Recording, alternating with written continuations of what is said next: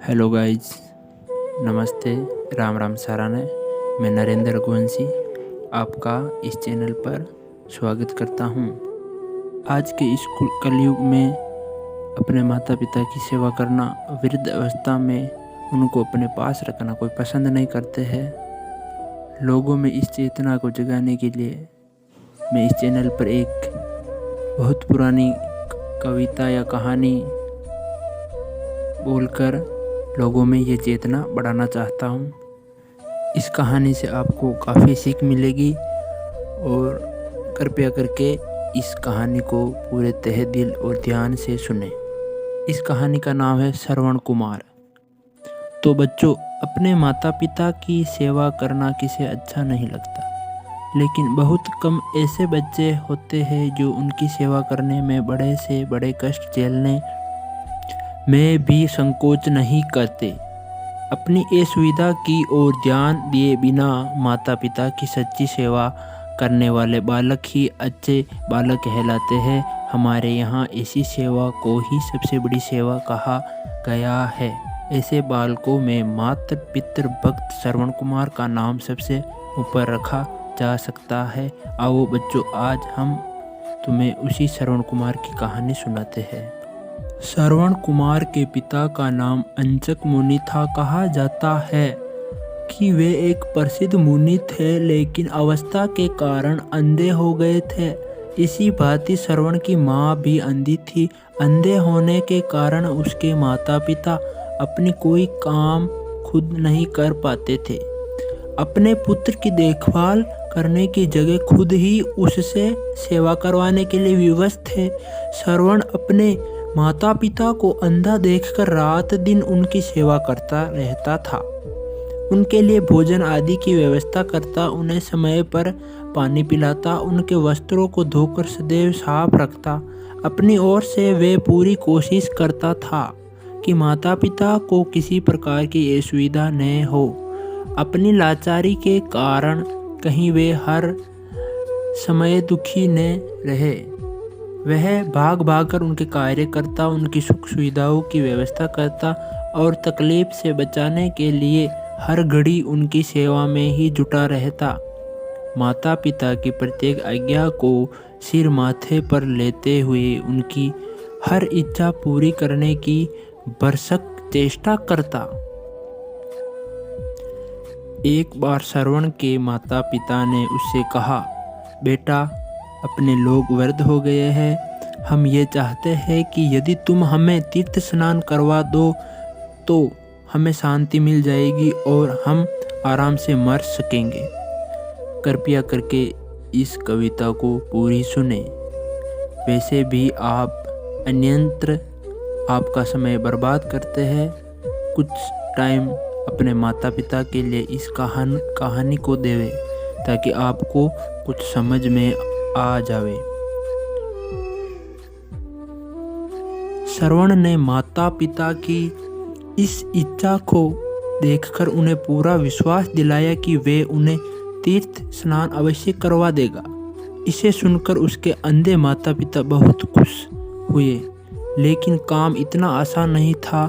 एक तो श्रवण खुद अभी बालक ही था, फिर माता पिता अंधे होने के कारण घर में इतना पैसा भी न था कि वे आराम से गुजारा कर सके।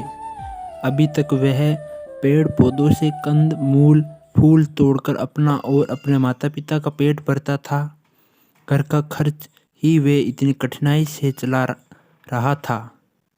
फिर इतनी लंबी यात्रा के लिए वाहन खरीदने या किराए पर लेने के लिए बहुत पैसों की ज़रूरत थी जो उसके पास नहीं थे। इस कहानी को सुनते रहे आप भी सोचे, उसके पास पैसे नहीं थे श्रवण के पास, और वाहन किराए के पैसे वो नहीं दे सकता, तो अब वो आगे क्या करेगा और अपने माता पिता को तीर्थ स्थल तक कैसे ले जाएगा। इस कहानी को आप आगे सुने और ये भी जान लेवे।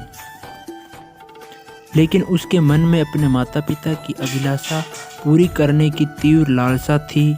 बच्चों, जैसा कि तुम जानते हो कि जहाँ चाह होती है वहाँ कोई न कोई राह निकल ही आती है। श्रवण कुमार को भी आखिर एक उपाय सूझ गया। उसके माता पिता को तीर्थ यात्रा कराने के लिए कम खर्च का साधन ढूंढ निकाला।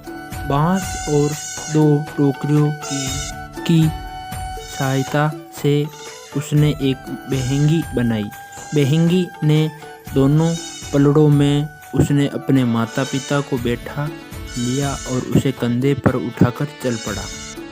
बेहंगी का मतलब एक लकड़ी के दोनों मुंह पर 2 टोकरियां बैठने के लिए बांध रखी थी रस्सी से।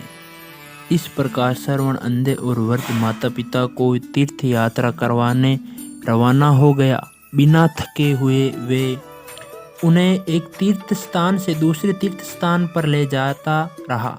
बड़े उत्साह के साथ वे उन्हें तीर्थों के पवित्र जल में नहलाता और उनकी सेवा करता। घूमते घूमते वह अयोध्या जा पहुंचा। उस समय शाम ढल रही थी। उसी दिन उन्होंने बहुत लंबी यात्रा की थी। सारे दिन वे भूखे प्यासे चलते रहते थे।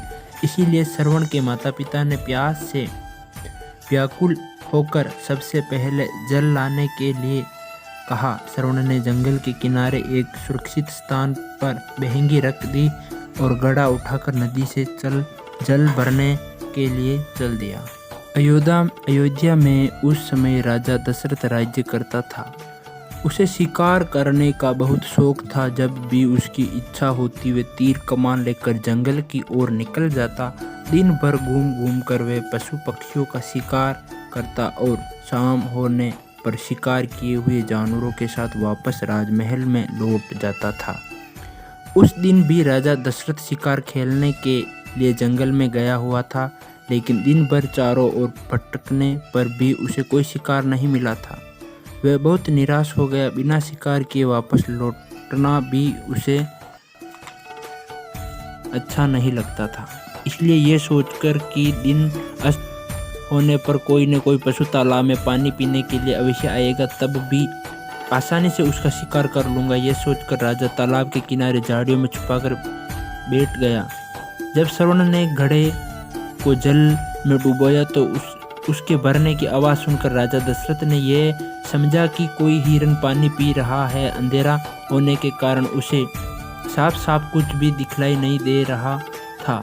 अतः उस आवाज़ को सुनकर ही उसने तीर चला दिया। उसी चोट से श्रवण आहा करते हुए धरती पर गिर पड़ा। बालक की चीख को सुनकर राजा दशरथ को अपनी भूल का पता चला। उसे लगा कि उसने हिरन के भ्रम से किसी बालक को तीर मार दिया। इसका ध्यान आते ही उसका हृदय उसे धिक्कारने लगा और पश्चाताप करते हुए वे दौड़कर उस स्थान पर गया जहां घायल श्रवण पड़ा हुआ पीड़ा से कहरा रहा था।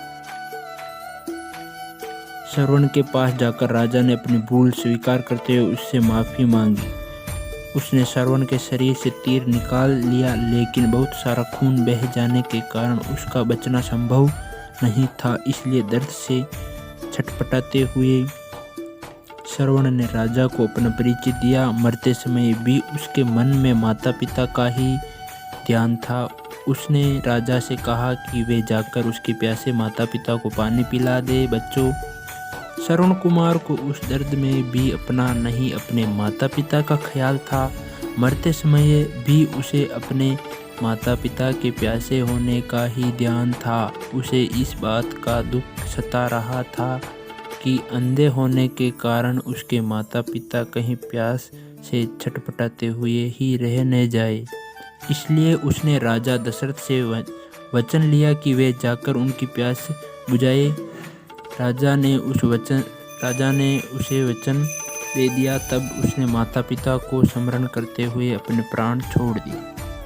श्रवण को वापस लौटाने देखकर उसके माता पिता बहुत व्याकुल हो रहे थे। वे घबरा रहे थे कि कहीं उनके पुत्र के साथ कोई दुर्घटना न हो गई हो। श्रवण को दिए गए वचन के कारण राजा दशरथ जब पानी का घड़ा लेकर मुनि अंचक और उनकी पत्नी के पास पहुंचा, तब वे पुत्र के लिए बहुत व्याकुल थे। राजा के पैरों की आहट को सुनकर उन्हें श्रवण के लौट आने का भरोसा हुआ। इसलिए उसे संबोधित करते हुए उन्होंने शीघ्रता से जल पिला देने के लिए कहा। डर और पश्चाताप के कारण राजा के मुंह से कोई बोल नहीं निकला। श्रवण के माता पिता ने अपने पुत्र को कुछ भी बोलते न देखकर जब उसे बोलने के लिए कहा, तब बड़े दुख भरे शब्दों में दशरथ ने उन्हें सारी बातें बतला दी और अपने किए पर पश्चाताप करते हुए उनसे माफ़ी मांगी।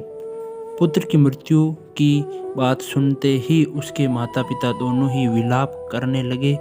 दुख के कारण उनके प्राण भी छटपटाने लगे। श्रवण ही तो अपनी सेवा से उनको जिंदा रखे हुए था, वरना अंधे होने के कारण उनका जीवन तो वैसे ही अंधकार में था। पुत्र के बिना उन्हें लगा कि अब उनके जिंदा रहने का कोई उपयोग नहीं है, इसलिए पुत्र के स्नेह के कारण उन्होंने भी उसी समय अपने प्राण छोड़ दिए। लेकिन मरने से पहले श्रवण के पिता अंचग मुनि ने राजा दशरथ को ये श्राप दिया कि जैसे हम पुत्र की याद में तड़प तड़प कर अपने प्राण दे रहे हैं, वैसे ही तुम्हें भी अपने पुत्र के शोक में प्राण छोड़ने पड़ेंगे। बच्चों, जैसा कि तुम्हें विदित ही है, बाद में राजा दशरथ को भी अपने पुत्र राम के वन गमन करने पर उसकी याद में व्याकुल होकर प्राण छोड़ने पड़े। इस प्रकार श्रवण कुमार ने अपने आचरण से माता पिता की सेवा का एक श्रेष्ठ उदाहरण प्रस्तुत किया। बालक होते हुए भी वे उनकी सेवा में ही जुटा रहता। गरीब होते हुए उसने पैसों के कारण अंधे माता पिता की इच्छाओं को पूरा करने में संकोच नहीं किया, यहाँ तक कि उनके लिए उसने अपने जीवन तक को समर्पित कर दिया। इस कहानी से हमें यह शिक्षा मिलती है कि श्रवण इतनी मुसीबत और इतना गरीब होते हुए भी अपने माता पिता का साथ नहीं छोड़ा और उनकी सेवा करी। तो आज के इस युग में आप तो कुछ भी कर सकते हो और पहले जैसी इतनी गरीबी भी नहीं है लोगों में अभी, तो अपने माता पिता की सेवा करें।